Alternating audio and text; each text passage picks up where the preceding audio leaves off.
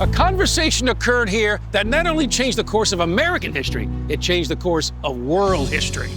Robert Aitken's bookshop, originally located right on this spot, was a meeting place for revolutionary-minded Philadelphians.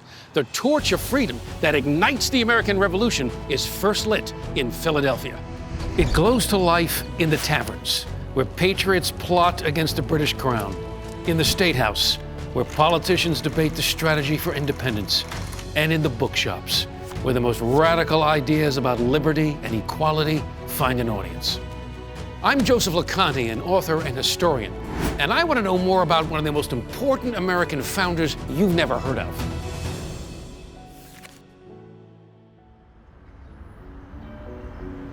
One day in 1775, Dr. Benjamin Rush, part of the inner circle of colonial opposition to the British crown, walks into the bookshop. He's introduced to a down-on-his-luck British expatriate who's hired by Aiken to work as an editor for his new magazine. Rush has been working on a document arguing the case for American independence, but he's not sure he should publish it given the risks involved, because Philadelphia is his home, the place of his profession, and the city is still divided over the question of independence. Impressed by this British national, Rush suggests that he should take up the task. The man agrees. His name is Thomas Paine. Thomas Paine is an incredibly gifted communicator, writer, political thinker, and meets Benjamin Rush. And Rush, of course, is among the first Americans who are really thinking very actively about this independence thing, long before others came to that point. Over the next few months, Paine produces a pamphlet that is so explosive, so persuasive, that it is widely credited with turning the tide of public opinion in the colonies. The 47-page pamphlet is called Common Sense, and it quickly becomes the most popular political tract ever published in America. Paine reads every chapter to the doctor as he composes it, and it is Rush who gives the work its now famous title. The cause of America, Paine writes, is in a great measure the cause of all mankind. Its message runs like a shock of electricity through the colonies. Here's how Benjamin Rush described it. Its effects were sudden and extensive upon the American mind. It was read by public men, repeated in clubs, spouted in schools, and in one instance, delivered from the pulpit instead of a sermon by a clergyman from Connecticut. It argues that the new form of government needs to be a Republican form of government, so it sort of lays out the path that Americans will take. It's hard to imagine the events of 1776 and the Declaration of Independence happening on the timeline and the way that it did if it had not been Thomas Paine with Benjamin Rush whispering in his ear. Maybe not quite a muse, but something like a muse.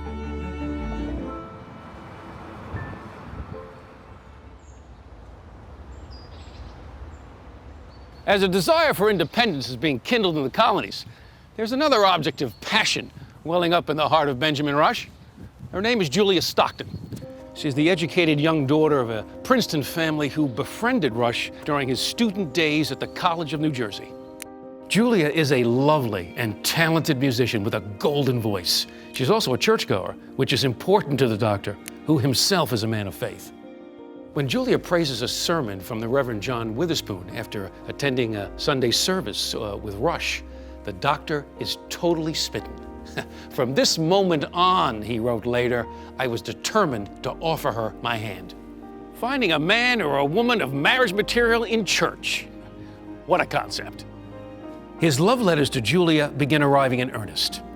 My dear girl, you have taught me more than I have learned from the pulpit. You shall point out to me the duty and happiness of a life of piety and usefulness. I lean my whole heart upon you, and oh, how soft a pillow is the bosom of a female friend. They will marry and begin a family within the year, the revolutionary year of 1776. This is actually the first time I'm taking the Philadelphia subway, I have to say. I'm moderately impressed because I don't see what I normally see in New York City, which is large rats running about. I mean, the subway rats in New York are notorious. They are gargantuan. They are like alien creatures, and I don't even see any over here.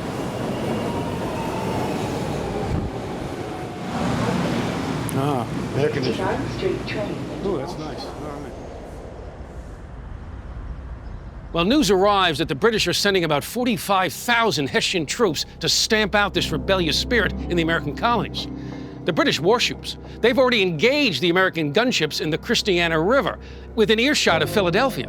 Rush now decides that it's just too dangerous for Julia to remain in the city, so she goes to be with her family. They're going to be separated for many months during this war. On May 24th, 1776, George Washington stops by Rush's house for lunch. And we can't be sure about this, but they must have discussed the general's plans for confronting the Hessian troops. Washington shares his military strategy with Congress later in the week. Thomas Jefferson is also in town. After meeting with Ben Franklin, John Adams, and the other delegates, Jefferson is given the task by Congress of drafting a formal Declaration of Independence. And so here, from his second-story apartment at the corner of 7th and Market Streets, Jefferson delivers the proclamation that will turn the world upside down.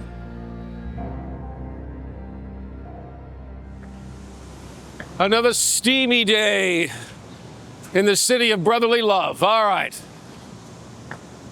Let's go to the places where history happened. We're here to meet Patrick Spiro, the CEO of the American Philosophical Society. He has got a boatload of amazing primary source documents that appeal to history geeks like me.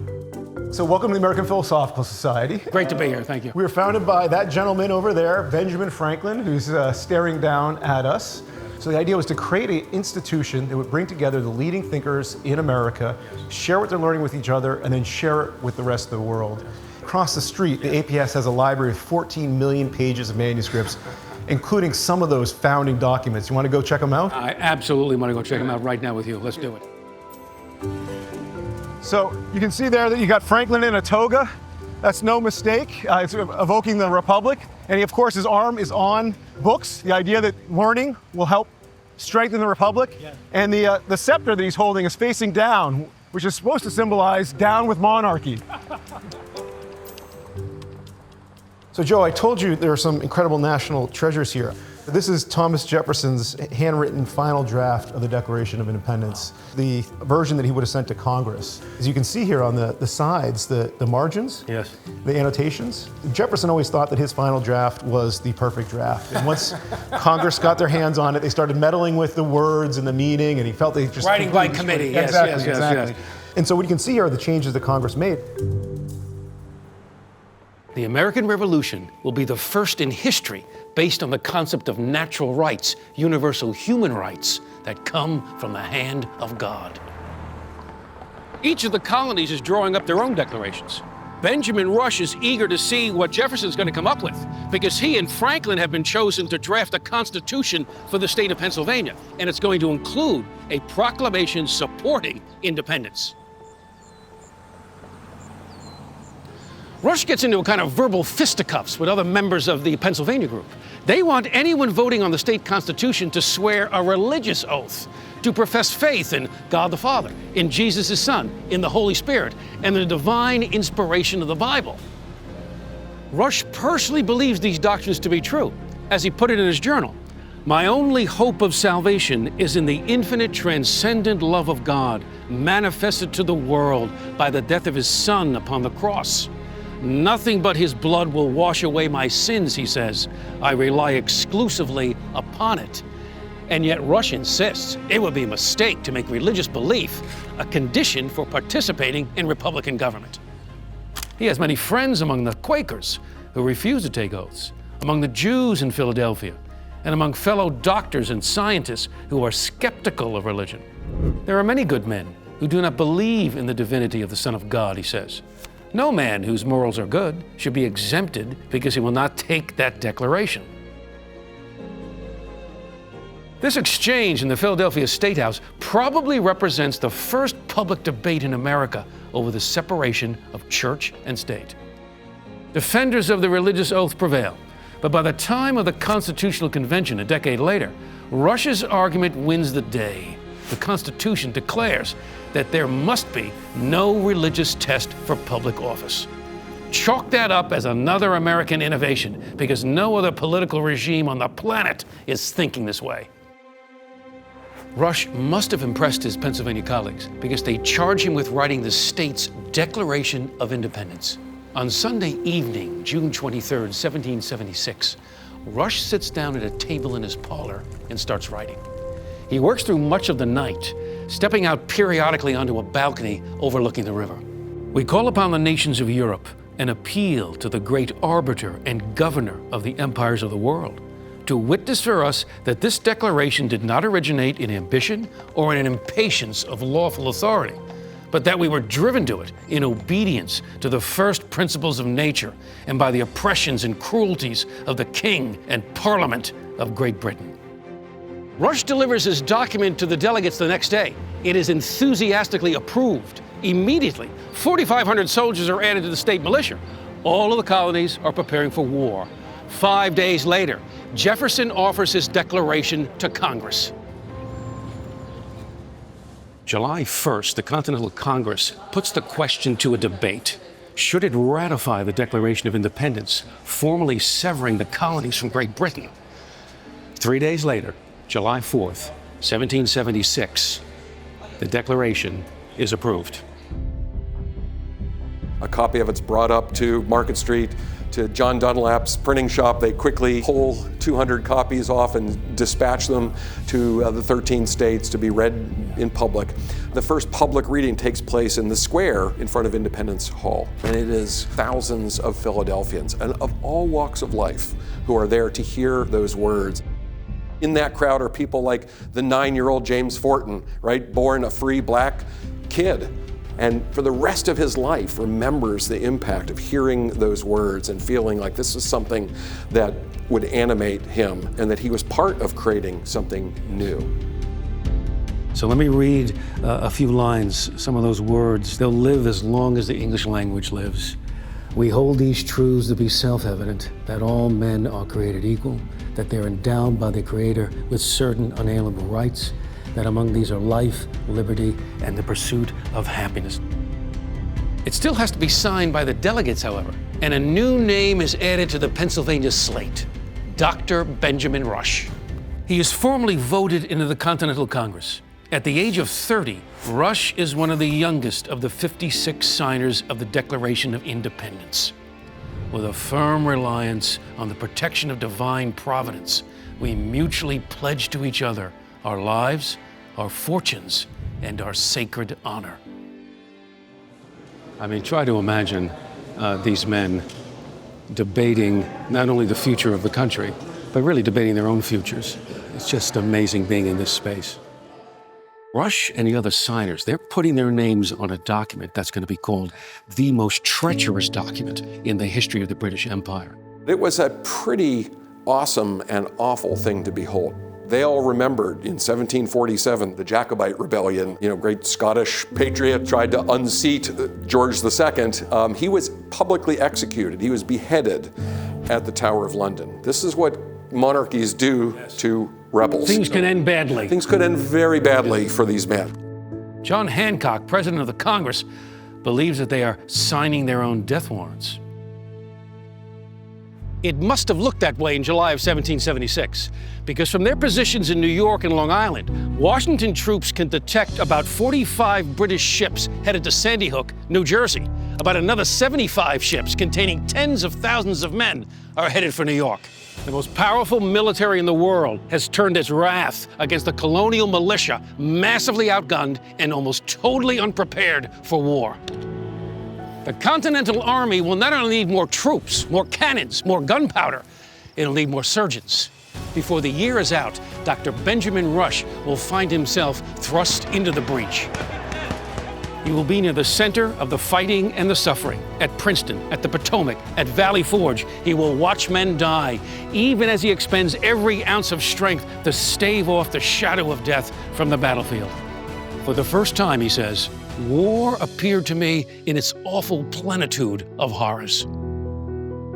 Benjamin Rush is about to become the revolution's indispensable doctor.